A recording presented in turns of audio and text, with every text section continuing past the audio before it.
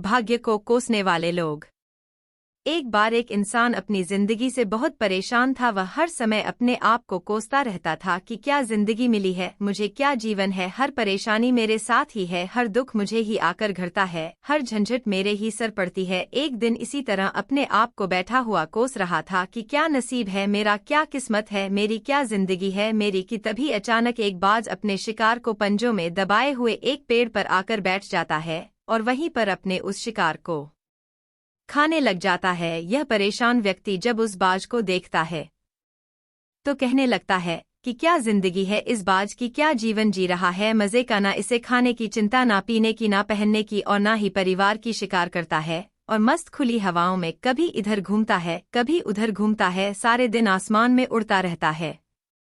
असल जिंदगी तो यही है, जीवन तो यह जी रहा है। और फिर वह व्यक्ति आसमान की तरफ देखकर जोर जोर से चिल्लाता है कि काश मैं भी एक बाज होता तो मुझे भी कोई दुख ना होता, मुझे भी कोई परेशानी ना होती, काश मैं भी एक बाज होता। जब वह 2 से 3 बार जोर जोर से चिल्लाता है कि काश मैं भी एक बाज होता तो मुझे भी कोई दुख ना होता, मुझे भी कोई परेशानी ना होती, तो अचानक आसमान में बिजली कड़कने लग जाती है और आसमान से आवाज आती है कि हे मनुष्य, क्या यह हमने सच सुना कि तू हमारी दी हुई जिंदगी से परेशान है और तू एक बाज बनना चाहता है। तो इस आकाशवाणी को सुनकर यह व्यक्ति हैरान रह जाता है और आसमान की तरफ देखकर कहता है कि हाँ, मैं सच में अपनी इस जिंदगी से बहुत परेशान हूँ, क्योंकि हर परेशानी मेरे साथ ही है, हर दुख मुझे ही है, हर तकलीफ मेरे ही साथ है। तो आसमान से फिर आवाज आती है कि हे मानव, एक बार फिर सोच ले, हमने तुझे बड़ी प्यारी जिंदगी दी है, लेकिन अगर फिर भी तू चाहता है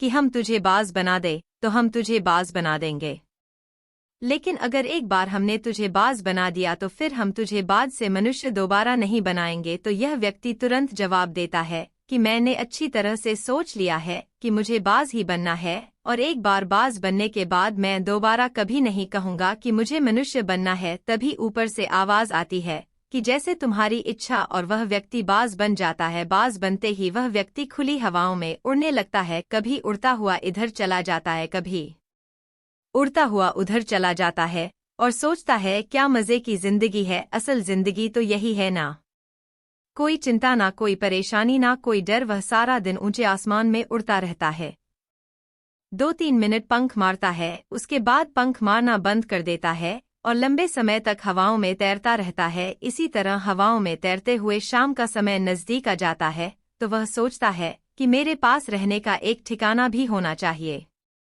मेरा अपना एक घर होना चाहिए जहां मैं रात में आराम कर सकूं। तो यह सोचकर वह छोटी छोटी लकड़ियां इकट्ठा करने लग जाता है और एक ऊंचे पेड़ पर अपना घोंसला बनाने लग जाता है। एक एक लकड़ियां इकट्ठा करके वह अपने लिए एक सुंदर सा घोंसला तैयार कर लेता है और रात में उसी में सो जाता है और सोचता है सुबह उठकर शिकार भी करूंगा और सुबह उठकर फिर से मौज मस्ती भी करेंगे, खुली हवाओं में उड़ेंगे। सुबह होते ही वह शिकार की तलाश में निकल पड़ता है, हवाओं में उड़ता रहता है। ऊपर से जाकर देखता है कि कहीं जमीन में मुझे कोई शिकार नजर आए तो मैं तुरंत जाकर उसे दबोच लूं और वहीं पर खा लूं, लेकिन उसे कोई शिकार नजर नहीं आता। काफी समय बीत जाता है, वह लगातार ऊंचाई से शिकार को ढूंढता रहता है, लेकिन उसे कोई शिकार नहीं मिलता। फिर पास एक जंगल होता है, यह उस जंगल में चला जाता है, यह सोचकर कि शायद वहां कोई अच्छा सा शिकार मेरे हाथ आ जाए। यह जंगल के ऊपर उड़कर शिकार को ढूंढता रहता है, जंगल के अंदर जाकर भी शिकार को ढूंढता है, लेकिन इसे वहां भी कोई शिकार नहीं मिलता। शाम का समय नजदीक आ जाता है तो मायूस होकर वापस अपने घोंसले की तरफ लौट रहा होता है कि रास्ते पर थककर एक पेड़ के ऊपर बैठ जाता है। जब यह उस पेड़ के ऊपर बैठा होता है तो उसकी नजर एक बीमार चिड़िया पर पड़ती है जो कि घायल अवस्था में होती है। यह तुरंत जाकर उसे दबोच लेता है, उसके पंख निकालकर अलग कर देता है और उसे खा जाता है। उस चिड़िया को खाने के बाद वह अपने घोंसले की तरफ उड़ जाता है और रास्ते में सोचता है कि चलो बीमार चिड़िया ही सही, लेकिन कुछ तो खाने को मिला। वह अपने घोंसले पर पहुंचकर आराम करने लगता है और सोचता है सुबह एक अच्छा सा शिकार पकड़ लूंगा और अपनी भूख मिटा लूंगा। जैसे ही सुबह का प्रकाश होता है यह निकल पड़ता है अपने शिकार की तलाश में, हवा में उड़ता रहता है, लेकिन आज फिर कोई शिकार इसके हाथ नहीं आता। काफी समय बीत जाता है, यह ऊंचाइयों पर जाकर अपनी तेज नजरों से शिकार को ढूंढने की पूरी कोशिश करता है, लेकिन इसे कोई भी शिकार नजर नहीं आता। फिर यह पास के उस जंगल की तरफ चला जाता है, लेकिन इसे वहां भी कोई शिकार नहीं मिलता। इसी प्रकार पूरे दिन उड़ते उड़ते शाम का समय नजदीक आ जाता है, तो यह निराश होकर वापस लौटने लगता है और रास्ते में एक पेड़ पर आकर बैठ जाता है। सोचता है शायद आज फिर कोई बीमार चिड़िया मेरा इंतजार कर रही हो। लेकिन हर बार किस्मत मेहरबान थोड़ी होती है। आज इसे कोई बीमार चिड़िया नहीं मिलती। यह थक हार कर वापस अपने घोंसले की तरफ चल पड़ता है और घोंसले पर पहुंचकर भूखा प्यासा ही सो जाता है और सोचता है कल सुबह एक बड़ा सा शिकार पकड़ लूंगा और आज की भूख भी मिटा लूंगा। रात को अपने घोंसले में सोया होता है, गहरी नींद में होता है कि तभी एक भयानक तूफान आता है। इस तूफान की हवा इतनी तेज होती है कि इसके घोंसले को उड़ाकर एक जगह फेंक है और उसे कहीं दूर दूसरी जगह फेंकती है। तो यह जहां पर गिरता है वहां नीचे एक नोकदरा लकड़ी पड़ी होती है जो इसके पंजे में गड़ जाती है और इसे बुरी तरह घायल कर देती है। तूफान के रुकने के बाद बारिश शुरू हो जाती है। तेज बारिश होती रहती है पर यह किसी तरह से पेड़ों के नीचे छुपकर बैठा रहता है। बड़ी मुश्किल से इसकी रात कटती है। जब सुबह होती है तो बारिश रुक जाती है। बारिश के रुकते ही चारों तरफ खुशियां छा जाती हैं, चारों तरफ हरियाली छा जाती है। नदियां और झरने तेजी से बहने लगते हैं। सब कुछ फिर पहले के जैसा हो जाता है। लेकिन यह बाज अब पहले के जैसा नहीं रहा। इसका पाँव बुरी तरह घायल हो चुका था। इसके पंजे में जो लकड़ी लगी थी उसकी वजह से इसका पंजा बुरी तरह छत विछत हो गया था। और मैं आपको बता दूं कि बाज का जो पंजा होता है वह उसके शिकार को पकड़ने के लिए सबसे जरूरी होता है, क्योंकि बाज अपने पंजों से ही अपने शिकार को पकड़ता है, दबोच होता है और फिर अपनी चोंच के माध्यम से नोच नोच कर खाता है। लेकिन अब इस बाज का पंजा बुरी तरह से घायल हो चुका था और वह पिछले 2 दिनों से भूखा भी था। यह शिकार की खोज में थोड़ा सा उड़ता है कि शायद फिर कहीं कोई बीमार चिड़िया इसे मिल जाए, लेकिन कहाँ बार बार कोई बीमार चिड़िया मिलने वाली थी। वह कुछ देर तक उड़ता है लेकिन फिर भूख और दर्द के मारे थक कर एक पेड़ पर आकर बैठ जाता है। वह पेड़ पर आकर बैठ तो जाता है, लेकिन उसे पता नहीं था कि यहाँ एक और मुसीबत उसका इंतजार कर रही है। और वह मुसीबत यह थी कि 8-10 कौवों का एक झुंड मिलकर इसे परेशान करने लग जाते हैं। इसके ऊपर आकर इसके घाव में चोंच मारने लग जाते हैं। उन्हें भी पता चल जाता है कि यह बाज घायल है और भूख की वजह से कमजोर भी है। यह बाज उनसे बचने के लिए थोड़ा सा उड़ता है और फिर जाकर बैठ जाता है। उनसे पीछा छुड़ाने का प्रयास करता है, लेकिन वह फिर इसके पीछे आ जाते हैं तो यह फिर उड़कर थोड़ी दूर चला जाता है। लेकिन वह इसका पीछा नहीं छोड़ते और बार बार इसके पास आकर इसे परेशान करते हैं। कौवे अक्सर बाज के साथ ऐसा करते हैं, लेकिन फिर बाज भी उनके साथ एक खेल खेलता है। जब कौवों का झुंड बाज को परेशान करता है और उनका पीछा नहीं छोड़ता तो बाज हवा में सीधी उड़ान भरने लग जाता है। वह तेजी से सीधा ऊपर की ओर उड़ने लग जाता है। कौवे भी उसके पीछे उड़ते हैं, लेकिन कुछ देर तक उड़ने के बाद कौवे ऐसी ऊंचाई पर पहुंच जाते हैं जहां पर उन्हें ठीक से ऑक्सीजन मिलनी बंद हो जाती है। उनका दम घुटने लग जाता है, उनकी सांस रुकने लग जाती है। तो फिर वह वहां से ऊपर नहीं जा पाते, पर क्योंकि बाज तो बादलों से भी ऊपर उड़ सकता है इसीलिए वह तो ऊपर चला जाता है। लेकिन कौवे वहां से ऊपर नहीं जा पाते और वो नीचे आने लगते हैं। तो इस तरीके से बाज उनसे अपना पीछा छुड़ा लेता है। लेकिन ऐसा करने के लिए, इतनी ऊंची उड़ान भरने के लिए इस बाज के पास उतनी ताकत नहीं थी, क्योंकि यह भूखा भी था और घायल भी था। तो यह उड़ता और थोड़ी सी दूर जाकर बैठ जाता और कौवे फिर आकर इसे परेशान करने लग जाते। इसी तरह भूख और घायल हालत में एक दिन गुजर जाता है, दूसरा दिन गुजर जाता है, तीसरा दिन गुजर जाता है, लेकिन इस बाज की हालत में कोई सुधार नहीं हो रहा था। वह बद से बदतर होती जा रही थी। चौथे दिन जब यह बिल्कुल खत्म होने पर आ जाता है, इसके अंदर बिल्कुल ताकत नहीं बचती और इसका शरीर इसका साथ छोड़ने लगता है, तो यह किसी तरीके से उड़कर पास ही इंसानों की एक अस्पताल होती है उसकी छत पर आकर बैठ जाता है और वहां से आने जाने वाले मरीजों को देखता है और अपने आप से कहता है कि काश आज मैं एक मनुष्य होता तो ऐसे छोटे मोटे जख्मों का अस्पताल से इलाज करवा लेता या किसी को बता देता कि मैं भूखा हूं, परेशान हूं, मेरे साथ यह परेशानी है। लेकिन आज मैं एक ऐसा बेजुबान परिंदा हूँ जो किसी से कुछ नहीं कह सकता, किसी को अपना दुख नहीं बता सकता, किसी से कोई मदद नहीं मांग सकता। यही बात सोचकर वह उसी छत पे अपना दम तोड़ देता है। वह अपनी जान की कुर्बानी तो दे जाता है, लेकिन साथ ही साथ हमें यह सीख भी दे जाता है कि आपको जैसा बनाया गया है, आप जैसे भी हो उसी में खुश रहो और उसी में बेहतर करने की कोशिश करते रहो, ना कि इस बात से परेशान रहो कि काश में ऐसा होता, काश में वैसा होता, काश मैं यह बन जाऊं। आपको जैसा भी बनाया गया है, आप उसी में अपना सर्वश्रेष्ठ करने का प्रयास करते रहो, क्योंकि एक मनुष्य ही है जो भगवान की सबसे सुंदर संरचना है। पंडित और यमदूत। एक समय की बात है, एक बहुत ही ज्ञानी पंडित था। वह अपने एक बचपन के सबसे अच्छे मित्र से मिलने के लिए किसी दूसरे गांव जा रहा था, जो कि बचपन से ही गूंगा व एक पैर से अपाहिज था। उसका गांव काफी दूर था और रास्ते में कई और छोटे छोटे गांव भी पड़ते थे। पंडित अपनी धुन में चला जा रहा था कि रास्ते में उसे एक आदमी मिल गया जो दिखने में बड़ा ही हष्टपुष्ट था। वह भी पंडित के साथ ही चलने लगा।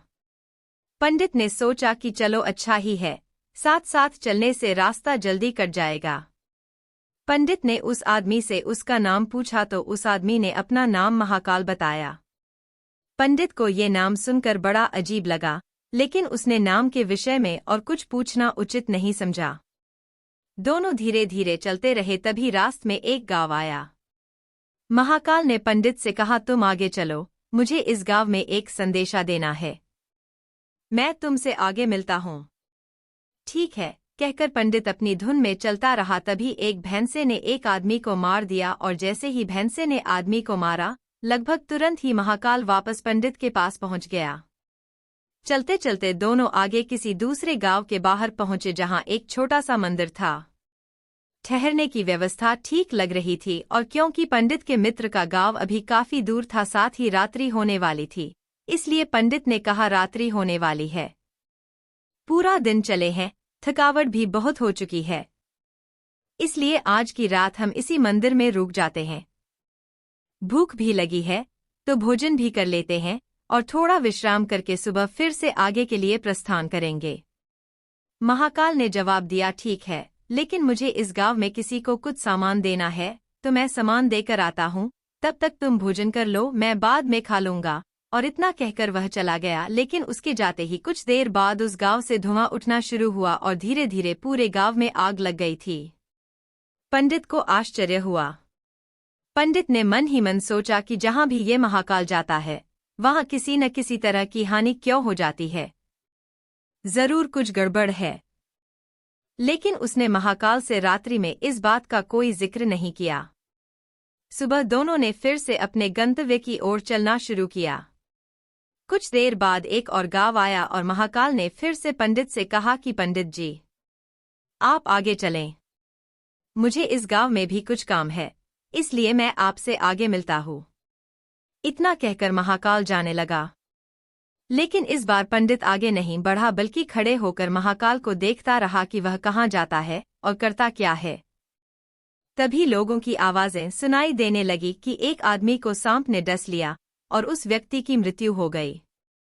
ठीक उसी समय महाकाल फिर से पंडित के पास पहुंच गया, लेकिन इस बार पंडित को सहन न हुआ। पंडित ने महाकाल से पूछ ही लिया कि तुम जिस गांव में भी जाते हो, वहां कोई न कोई नुकसान हो जाता है, क्या तुम मुझे बता सकते हो कि आखिर ऐसा क्या होता है?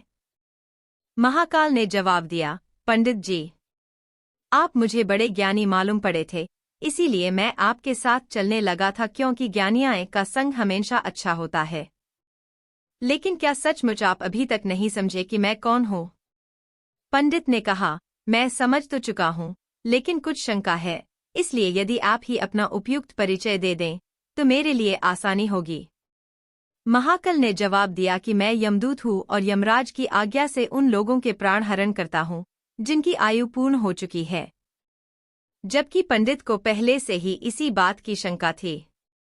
फिर भी महाकाल के मुंह से ये बात सुनकर पंडित थोड़ा घबरा गया, लेकिन फिर हिम्मत करके पूछा कि अगर ऐसी बात है और तुम सचमुच ही यमदूत हो, तो बताओ अगली मृत्यु किसकी है? यमदूत ने जवाब दिया कि अगली मृत्यु तुम्हारे उसी मित्र की है जिसे तुम मिलने जा रहे हो, और उसकी मृत्यु का कारण भी तुम ही जानोगे। ये बात सुनकर पंडित ठिठक गया और बड़े असमंजस में पड़ गया कि यदि वास्तव में वह महाकाल एक यमदूत हुआ तो उसकी बात सही होगी और उसके कारण मेरे बचपन के सबसे अच्छे मित्र की मृत्यु हो जाएगी। इसलिए बेहतर यही है कि मैं अपने मित्र से मिलने ही न जाऊं, कम से कम मैं तो उसकी मृत्यु का कारण नहीं बनूंगा। तभी महाकाल ने कहा कि तुम जो सोच रहे हो वो मुझे भी पता है, लेकिन तुम्हारे अपने मित्र से मिलने न जाने के विचार से नियति नहीं बदल जाएगी। तुम्हारे मित्र की मृत्यु निश्चित है और वह अगले कुछ ही क्षणों में घटित होने वाली है। महाकाल के मुख से ये बात सुनते ही पंडित को झटका लगा, क्योंकि महाकाल ने उसके मन की बात जान ली थी, जो कि किसी सामान्य व्यक्ति के लिए तो संभव ही नहीं थी। फलस्वरूप पंडित को विश्वास हो गया कि महाकाल सचमुच यमदूत ही है। इसलिए वह अपने मित्र की मृत्यु का कारण न बने, इस हेतु वह तुरंत पीछे मुड़ा और फिर से अपने गांव की तरफ लौटने लगा।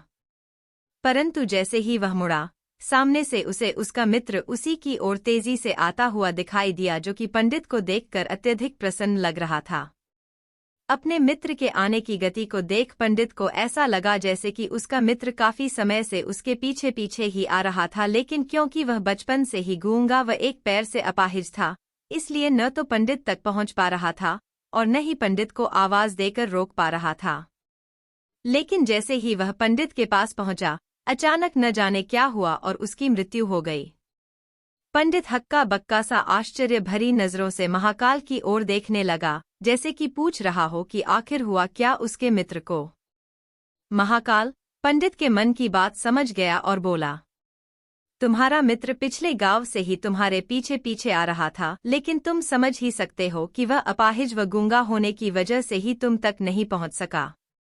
उसने अपनी सारी ताकत लगाकर तुम तक पहुंचने की कोशिश की, लेकिन बुढ़ापे में बचपन जैसी शक्ति नहीं होती शरीर में, इसलिए हृदयाघात की वजह से तुम्हारे मित्र की मृत्यु हो गई और उसकी वजह हो तुम, क्योंकि वह तुमसे मिलने हेतु तुम तक पहुंचने के लिए ही अपनी सीमाओं को लांघते हुए तुम्हारे पीछे भाग रहा था। अब पंडित को पूरी तरह से विश्वास हो गया कि महाकाल सचमुच ही यमदूत है और जीवों के प्राण हरण करना ही उसका काम है। चूंकि पंडित एक ज्ञानी व्यक्ति था और जानता था कि मृत्यु पर किसी का कोई बस नहीं चल सकता, वह सभी को एक न एक दिन मरना ही है, इसलिए उसने जल्दी ही अपने आप को संभाल लिया। लेकिन सहसा ही उसके मन में अपनी स्वयं की मृत्यु के बारे में जानने की उत्सुकता हुई। इसलिए उसने महाकाल से पूछा, अगर मृत्यु मेरे मित्र की होनी थी तो तुम शुरू से ही मेरे साथ क्यों चल रहे थे? महाकाल ने जवाब दिया, मैं तो सभी के साथ चलता हूँ और हर क्षण चलता रहता हूँ, केवल लोग मुझे पहचान नहीं पाते, क्योंकि लोगों के पास अपनी समस्याओं के अलावा किसी और व्यक्ति, वस्तु या घटना के संदर्भ में सोचने या उसे देखने समझने का वक्त ही नहीं है। पंडित ने आगे पूछा, तो क्या तुम बता सकते हो कि मेरी मृत्यु कब और कैसे होगी? महाकाल ने कहा, हालांकि किसी भी सामान्य जीव के लिए ये जानना उपयुक्त नहीं है, क्योंकि कोई भी जीव अपनी मृत्यु के संदर्भ में जानकर व्यथित ही होता है।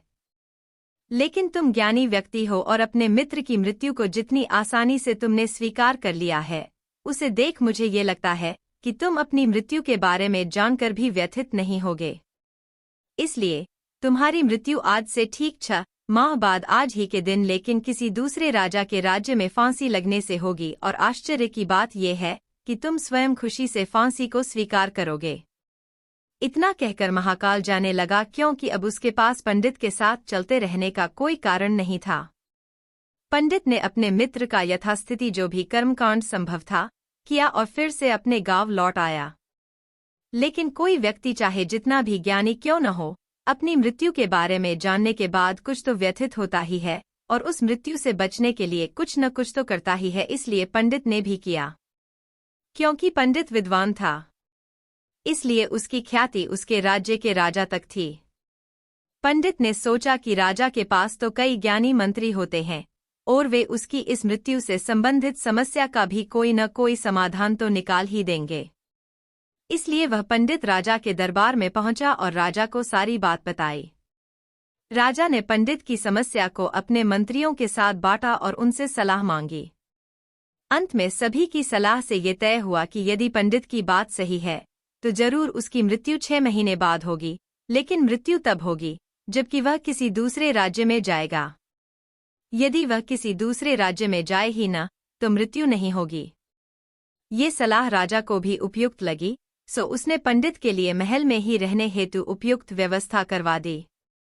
अब राजा की आज्ञा के बिना कोई भी व्यक्ति उस पंडित से नहीं मिल सकता था, लेकिन स्वयं पंडित कहीं भी आ जा सकता था ताकि उसे ये न लगे कि वह राजा की कैद में है।